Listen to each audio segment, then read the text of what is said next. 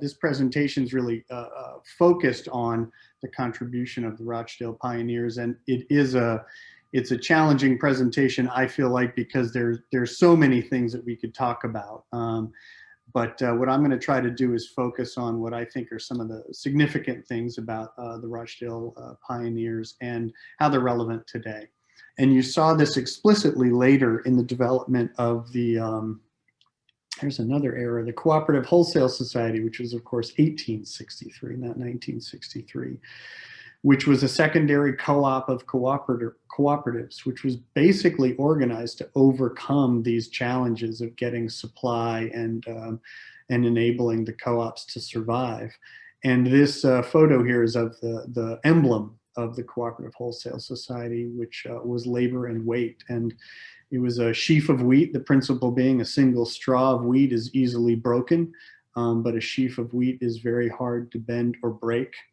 And so it was this idea of solidarity among cooperatives, but not just among cooperatives. As you can see, the slogan labor and weight is spelled in the American version of English. And that's because it comes from a poem by Henry Longfellow, who was not only a poet, but also an abolitionist. And it was an explicit statement of solidarity with the abolitionist movement in the United States. So where did the Rochdale experiment come from? As I mentioned in a past presentation, I do think it's really important to recognize there are many cultural, historic, legal experiments in cooperation that came before the Rochdale pioneers. And it's important for us to recognize those indigenous traditions, models for mutual aid and ownership from other communities, as well as those patterns in our agricultural communities of mutual support. And there's also some very formal models that you may or may not be familiar with that predated the Rochdale pioneers by quite a bit. One of the key sort of organizers in the shift from the sort of top-down social change model represented by Robert Owen was William King, who was a Christian activist who sort of outlined the moral and economic basis for cooperation. And he asserted that cooperation rather than competition and capitalism was much more in line with Christian values. And he also recognized that a key problem for working people was that their sort of loss of wealth by having to go to other businesses, basically businesses owned by capitalists. So he devised this way of shifting from charity to self-help through grassroots education and organizing. Members would provide their own capital, and the idea was you would have a retail store, and by retaining a portion of the profit from those retail stores, working people could build up capital to meet their needs together. He published a journal called the Co-operator up until 1830, organized congresses to create these new co-ops. And by 1830, there were 300 retail co-ops. Again, this is 14 years before Rochdale.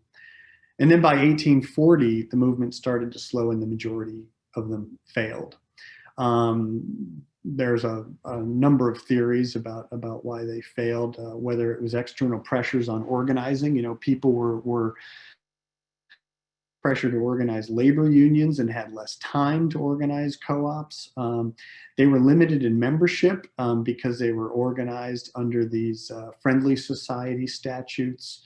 Many of them extended credit to members who were in dire need and then couldn't collect on that credit. And they had no real legal status for what they were trying to do. And importantly, no way to distribute any of the surplus from these successful businesses to people who are in dire need of money and of food. And so the only way that members could actually get to these resources was to close them down.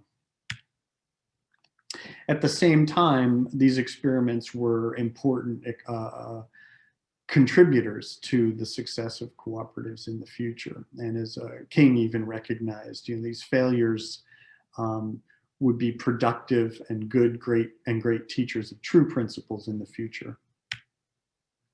And it wasn't too long until the Rochdale pioneers basically took another shot. Many of them were members of a previous attempt at a cooperative in Rochdale that had also failed after a few years.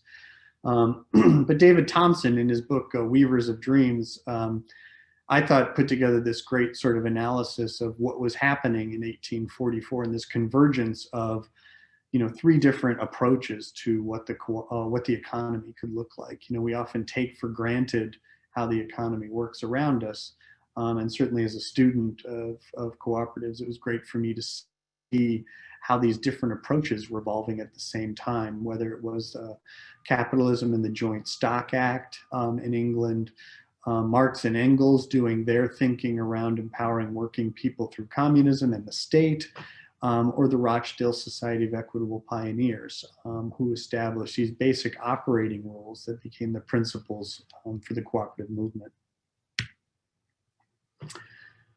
Significantly, as I mentioned, in terms of King's organizing, and there was no legal status for cooperatives, a key outcome of the organizing of the Equitable Pioneers was within 10 years, I guess 8 years out, they were able to get legal recognition for cooperatives in the UK.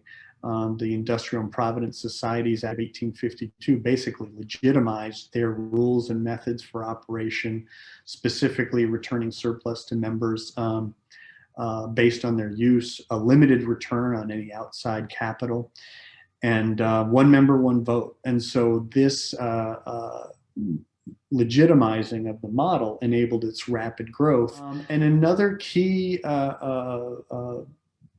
organization in the growth and development of the cooperative movement in the UK was the Industrial and Women's Cooperative Guild. And you know, I think it's important to recognize, as I mentioned earlier, you know, some of the challenges the pioneers were and others were trying to overcome was this lack of voting rights. And both working men and women did not have the vote in Parliament until long after they had had the vote in their cooperatives. Women could be members alongside men.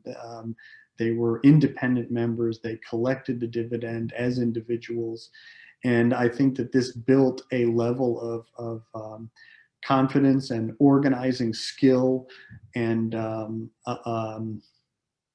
organizing skill among women within the cooperatives to later become key players, not just in the growth of the cooperative movement, but the securing of voting rights for women in the UK and in other countries. And then by 1914, the Rochdale co-ops had grown to 1,400 co-ops with about 3 million members. So not only did people in the UK start to recognize the growth of Rochdale, but people around the world started to notice and very quickly started to adopt the Rochdale model. You saw rapid growth across Europe, and in the United States by 1920, you had 2,600 societies supported by a national association.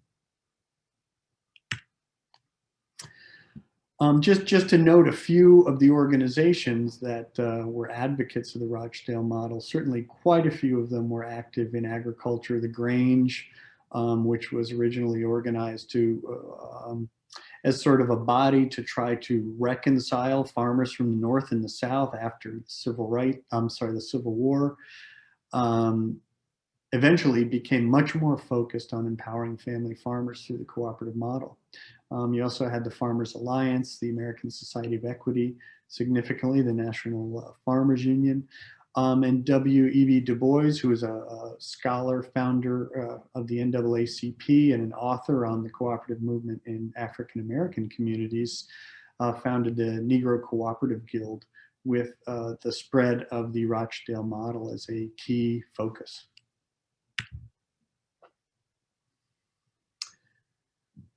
As I mentioned, in 1896, I believe it was, the International Cooperative Alliance was formed, but it was not really until 1937 that it took on what it was about the cooperative effort at Rochdale that was so significant. The Rochdale pioneers never wrote down a list of principles. What they had was operating rules. And at the time, their ideas were often not in conflict, but they were part of this mix of international dialogue around what the cooperative movement should be focused around. And in 1936, the ICA basically took on a study to sort of understand what was behind the dramatic success of Rochdale and how it could be applied to other sectors. And so this was the original set of principles as developed and communicated by the ICA. And it's significant to mention, early on I mentioned one of these myths was that the Rochdale pioneers had come up with the principles and that they had sort of been passed down all the way to the present. It wasn't until 1937 that the ICA elucidated what was meant by these principles, and then they underwent revisions twice up until the definition that we have today. And through a very deliberative international process in which cooperators around the world became part of describing what it was that made cooperatives different, what were the values behind these operating principles, and how they distinguished cooperatives from other forms of enterprise.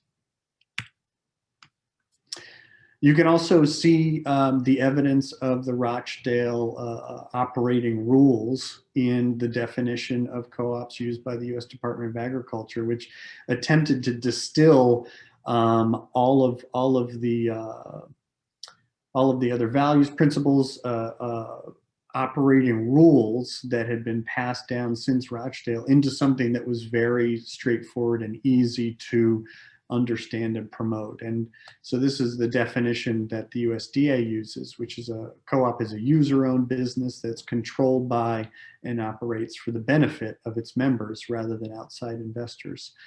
So it's interesting at the same time, this definition was really put together as late as 1987. So it's pretty recent that the USDA took on this task and tried to elucidate what it was that made the principles different and how they were relevant to agricultural producers.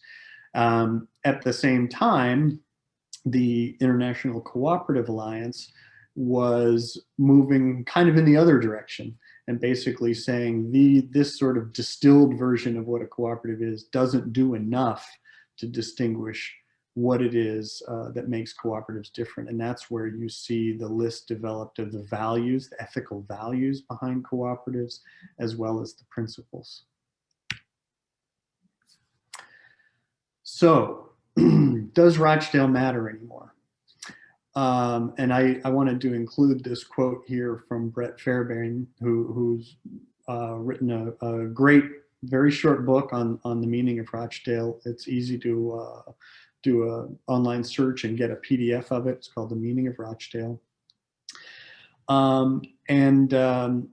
His point was that the important thing to remember about the meaning of Rochdale is that it's constructed by each generation to meet its own needs. So every successive group that has sort of identified the significance of the cooperative ideal represented by Rochdale does so through its own lens and what's going on around it at the time and the challenges that people are facing.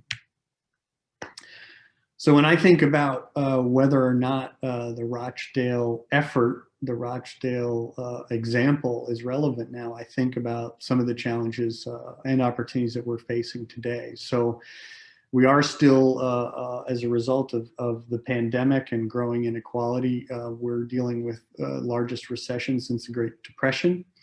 We're seeing a wave of small business closures and sort of the infrastructure of local communities falling away. We're seeing dramatic unemployment and growing job instability, housing insecurity, hunger and food insecurity, climate change, systemic racism and economic inequality, and limited government intervention. And while we're seeing some glimmers of more support coming from the government, and also significantly some recognition of the potential role of co-ops in rebuilding, that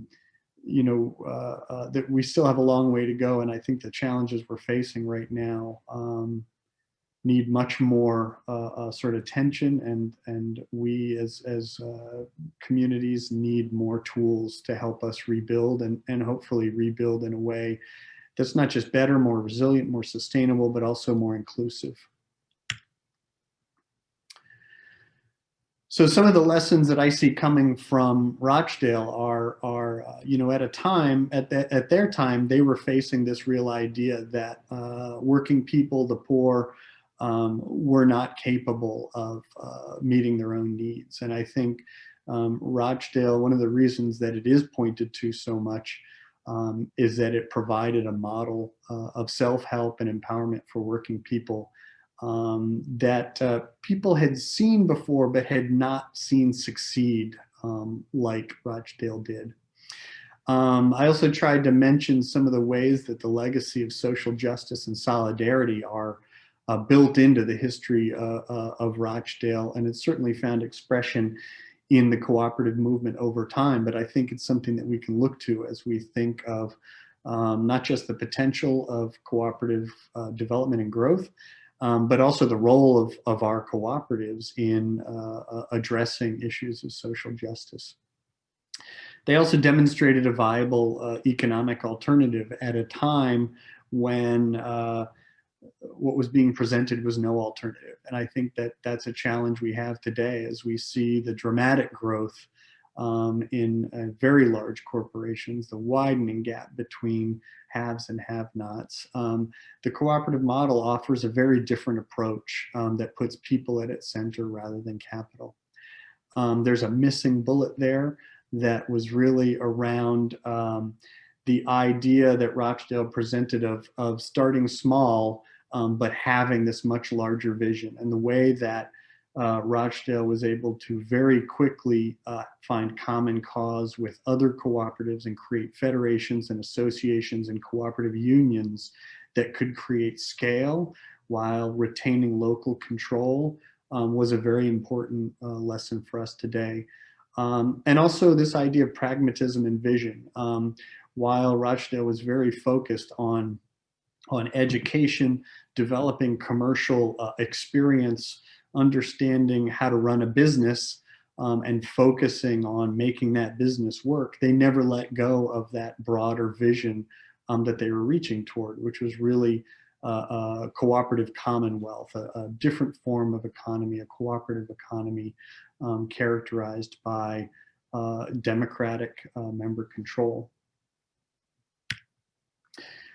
I think it's also significant, many times we hear that co-ops aren't capable of reaching scale, or they need to give up values and principles to reach to scale, to really have impact, or to give up member control and give more control over to capital.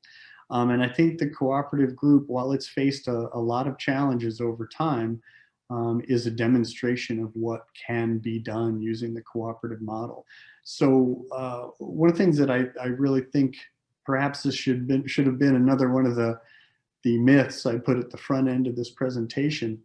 There's this sense that Rochdale exists in the past, but the store at Rochdale never went out of business.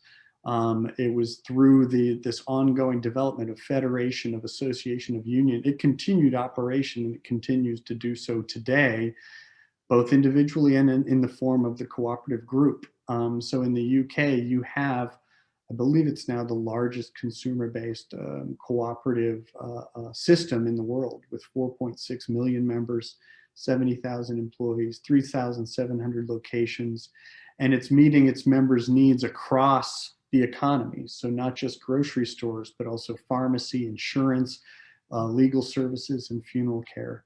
And it generates £9 billion in annual revenue. And this is a photo of their fairly recently built headquarters in Manchester.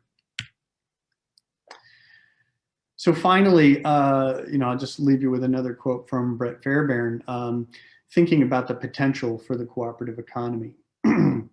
And again, speaking to the significance of Rochdale, which I think is important to put in the context of all the other experiments from so many other places in the world, but recognizing that they were able to combine those experiences from the past to sort of reorient, to try a new combination of values and principles that really worked. And I think it is valuable to look back and make some sense of what they were able to accomplish and how it's relevant today. What are the experiences we've had since then? What are the new challenges and opportunities we face that would benefit from thinking about the Rochdale experience? Because I think many of the things that they were trying to overcome are not that different from what we're facing today. And I think the potential that we have today is also very similar. So cooperative housing, worker cooperatives, even collective agricultural cooperatives can all look back to the original Rochdale plan for inspiration, for they were all pieces of the pioneers' vision. In 1844, these pieces were not separate, for consumer cooperation had not yet become split from producer cooperation, nor one sector from another to the degree that has become common today. The Rochdale pioneers conceived in one association of what would now make a multi-sectoral cooperative movement. So that's my attempt to give you a little sense of what I think is the significance of Rochdale, not just in the past, but today. This is my contact information for you. I also want to just share a few quick resources. So again, I hope I did these stories some justice, but there's some really great resources out there, many of which are online. So Self-Help by the People, A History of Rochdale by George Jacob Holyoake, whose birthday is actually today. That's something you can easily find online. Co-op, The People's Business from Johnston Birchall really details the growth and development of the co-op movement in the UK. I mentioned The Meaning of Rochdale by Brett Fairbairn. Weavers of Dreams, David Thompson is a great book. And the Rochdale Pioneers Museum has put out a great sort of short history from their perspective of the Rochdale Pioneers. And I want to mention again Jessica Gordon-Emhard's book, Collective Courage, which not only speaks to the important history of cooperation in African American communities, but also mentions sort of the merging of those histories and legacies with some of the tools and ideas offered by the Rochdale pioneers, and sort of an important detailing of how the cooperative movement has sort of cross-pollinated globally, and this spirit of solidarity and mutual support has been demonstrated actively in the growth of the movement. Hi, everyone.